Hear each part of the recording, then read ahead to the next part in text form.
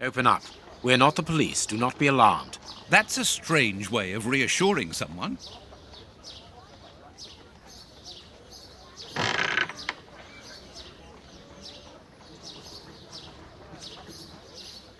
Holmes, they are children. My God, one of them is hurt. What do you want? Don't come any closer. Are you the police? Don't be afraid. I am a doctor. I'm going to look at your friend's wound. Wait, Watson. I've got some questions to ask these children. This is urgent, Holmes. In this filthy place, the risk of infection is very high, and the wound could get worse with every second lost. The immediate danger for these children is not so much the wound as Mr. Fletcher. Who? Look at the wound, Watson. It's thin and precise. It was made by a sharp, well-kept blade. Any other blade, less well-kept, would have torn the tissue around it, and its size would be irregular. So what does that imply? In this area, who would take such great care with a blade? A butcher, of course. And the only butcher in the area is Samuel Fletcher, who at this moment is replacing a window that has been forced open. He's a man to hold grudges, as anyone around here will tell you. The children are in danger. A man as skillful with a knife as a butcher, and with a bad reputation to match, could easily strike a fatal blow by cutting the child's jugular. If he hasn't done it, it's surely because these little thieves broke into his shop at night to steal a piece of meat. The poor lighting in this area saved them. I can assure you that Mr. Fletcher has spent the day trying to trace these children, and if he finds them, wounds will be the least of their problems. That's true. What do you want? Don't let the butcher find us.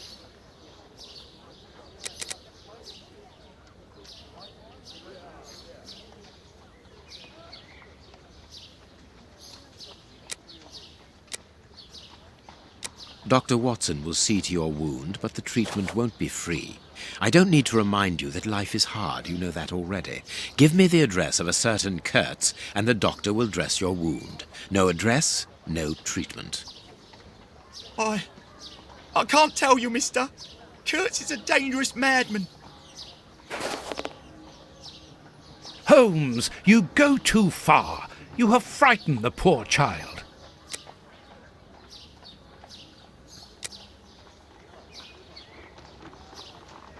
Justice is sometimes harsh, young man.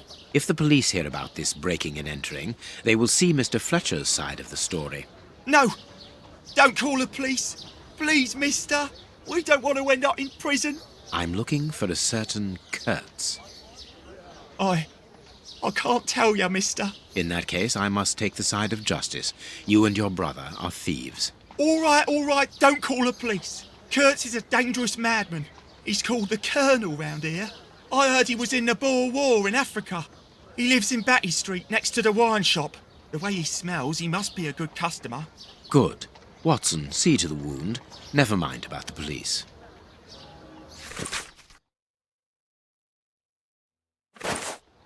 We must protect these children from that butcher, Holmes. It won't be necessary. I've had dealings with Samuel Fletcher before now. He's not the monster I've made him out to be. If he had wanted to kill them, he would have done so, even in dim light. By wounding the little thief, he wanted to warn him never to set foot in his shop again. Forget Mr. Fletcher, Watson. You mean you lied to frighten those poor children? Exactly. Clever, wasn't it?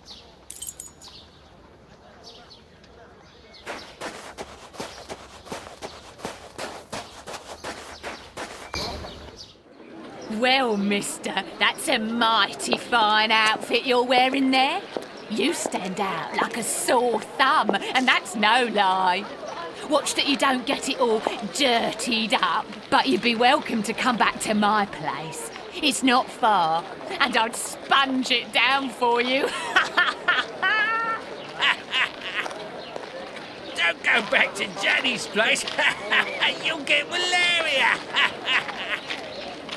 Thank you, madam. I'm certain that you would make a very good job of it. That will not be necessary, however. But your thought was a kind one. We had best be leaving now, sir. Here, please accept this sovereign as a token of my gratitude for your concern. Well, I never. Thank you. That's right generous of you, my, lordship. You are very welcome, madam. Madam, he calls me. Bless my garters. What a gent. If you're ready now, sir. Yes, let us go. What a remarkable man, the Prince Woodville, to talk to such a woman as though she was an equal. Let's find Batty Street.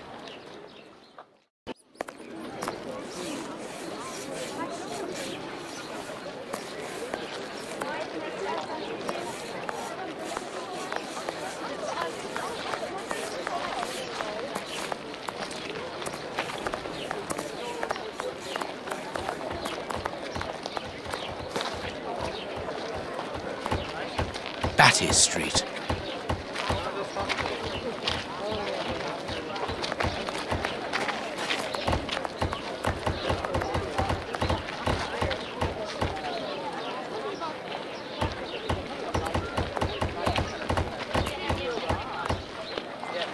Closed. My God, Holmes, it's appalling. And the smell. But what can have happened here? Stay calm, Watson. Take note of every detail and be careful not to move anything. Very well, Holmes.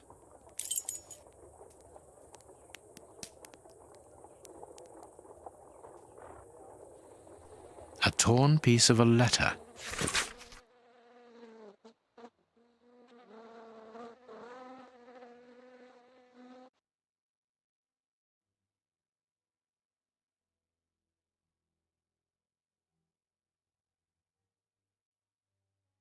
It seems to be a letter of dismissal.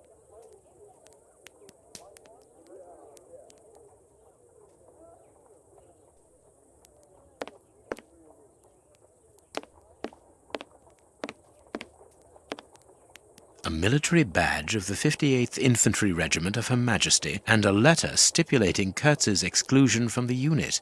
He served in 1881. At that time, the regiment served in South Africa. Kurtz was in the Boer War. A newspaper covering the war in South Africa. Kurtz must have been following the war with some interest. The Boer War is abominable, and it still rages.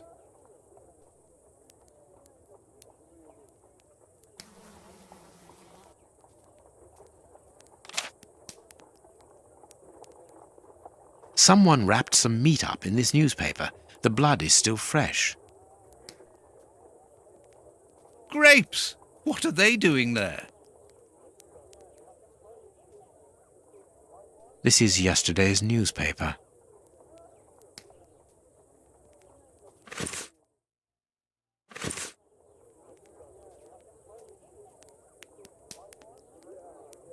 The dog's bowl is empty.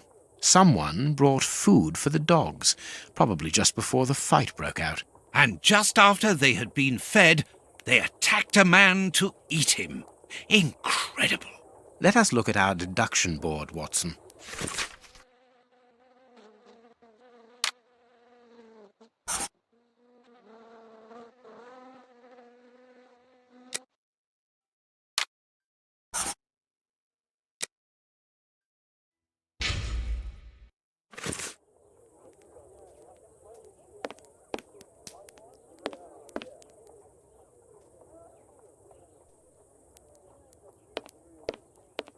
An old photo. It's written to our comrade Jeremy Kurtz from Commando J. Malan, Bloemfontein, 1883. Kurtz served as a Boer commando. He fought against his country. Apparently our friend Kurtz served in both camps in South Africa and was never a colonel, but that doesn't surprise me. A traitor, deserter, and a false colonel. What a charming gentleman. I am missing some information.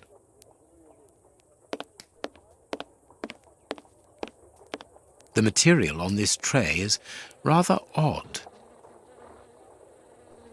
A pipe with a strange smell. A small burner. Small burnt balls. There can be no doubt.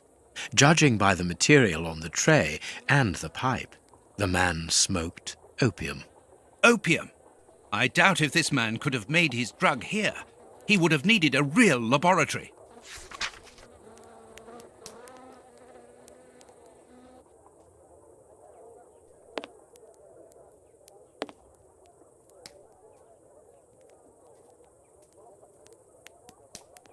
The skin was deeply torn.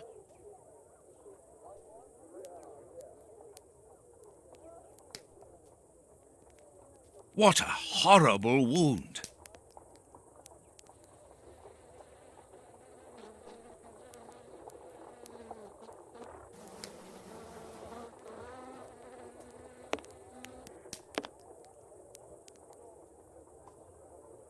This part is in shreds. The skin tissue has decomposed, yet the death is recent.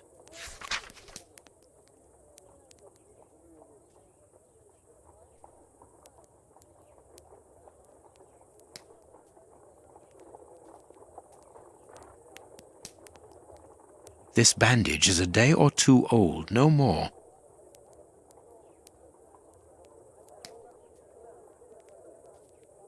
This part is in shreds. The skin tissue has decomposed, yet the death is recent. Only a dog could inflict so deep a wound, but it appears that the wound was gnawed at afterwards. It is a dog bite. I can see the tooth marks. What terrible wounds! The dogs must have been rabid. This bandage is a day or two old, no more.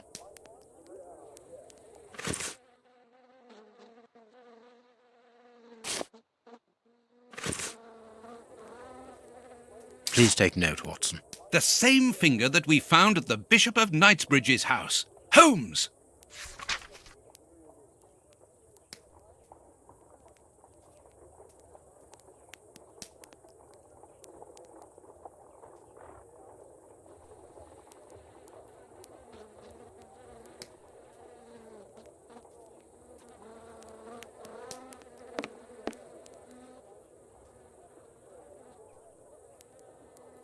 What a horrible wound! Size 9. Hobnail boots like those worn by labourers. Size 9. Hobnail boots like those worn by labourers.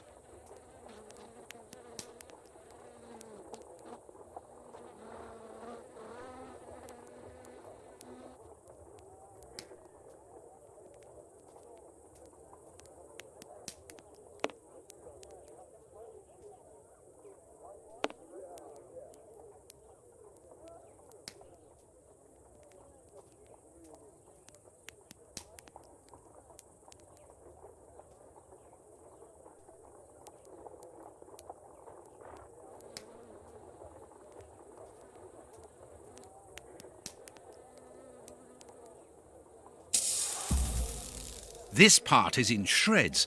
The skin tissue has decomposed, yet the death is recent.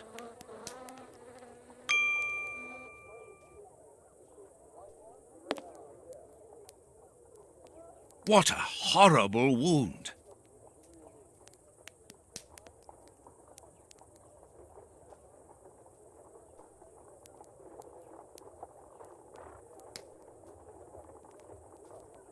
The skin was deeply torn.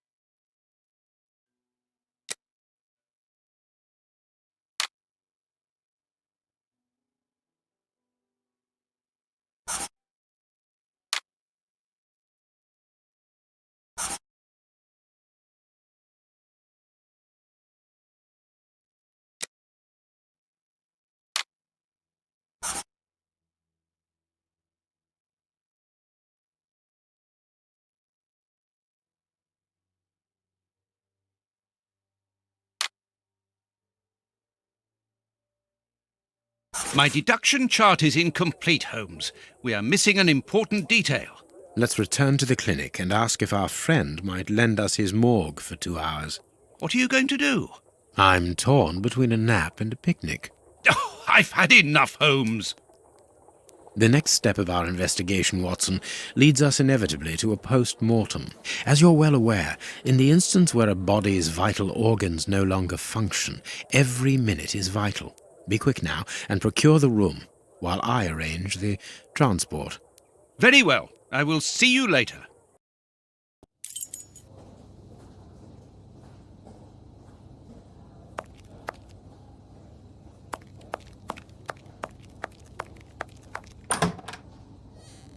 Ah, Grant, you are still here. I need to ask a favour from you. What sort of favour, my dear friend? Might I use your morgue for a couple of hours?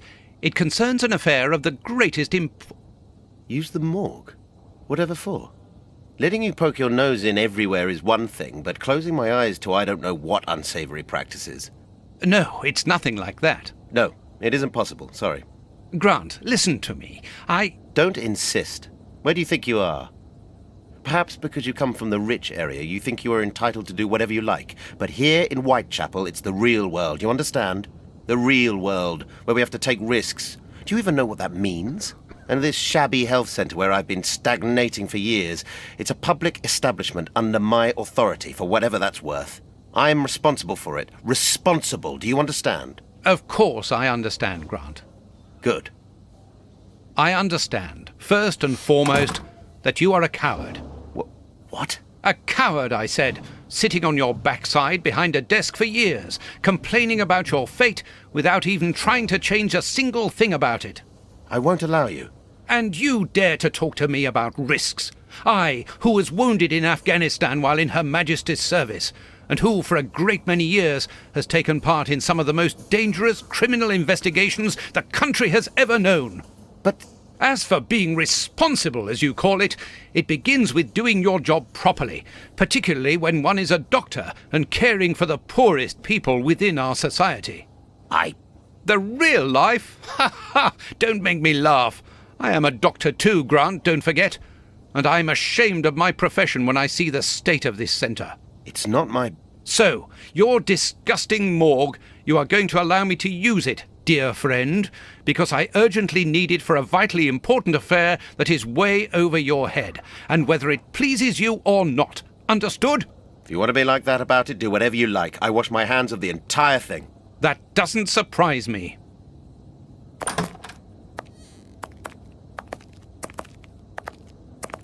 This is a dismal place. Have you ever carried out a post-mortem, Holmes? It requires a great deal of precision. Don't worry, I learn quickly. Hand me a bone saw.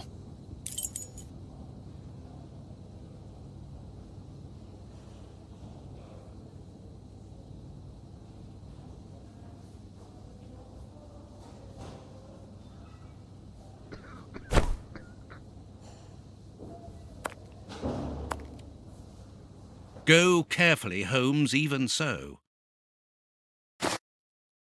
I must clean the body first. I must mark the places to cut.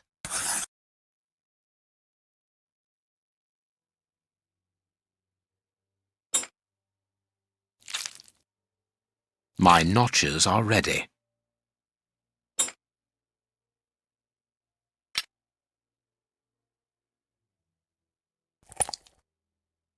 I can't do that. I can't do that. I can't do that. I can't do that. I can't do that.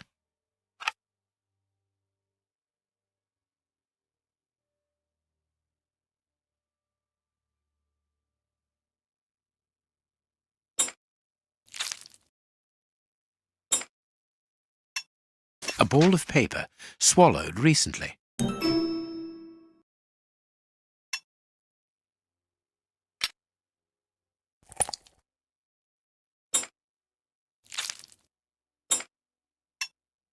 I can't do that.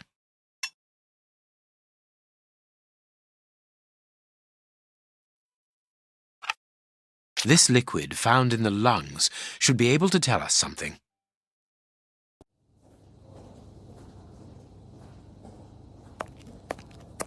Chemistry material. And smells as bad as the one in our sitting room at Baker Street. This liquid found in the lungs should be able to tell us something.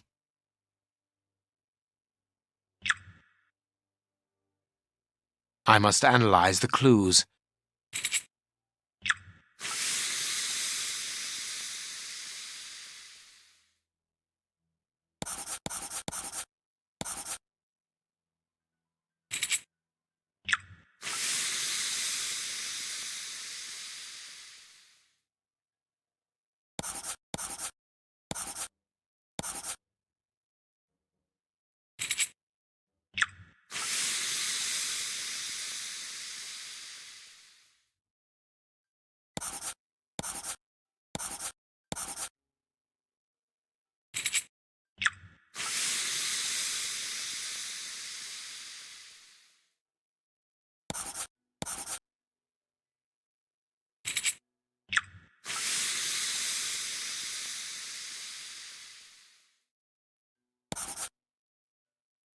Poison, and apparently very virulent.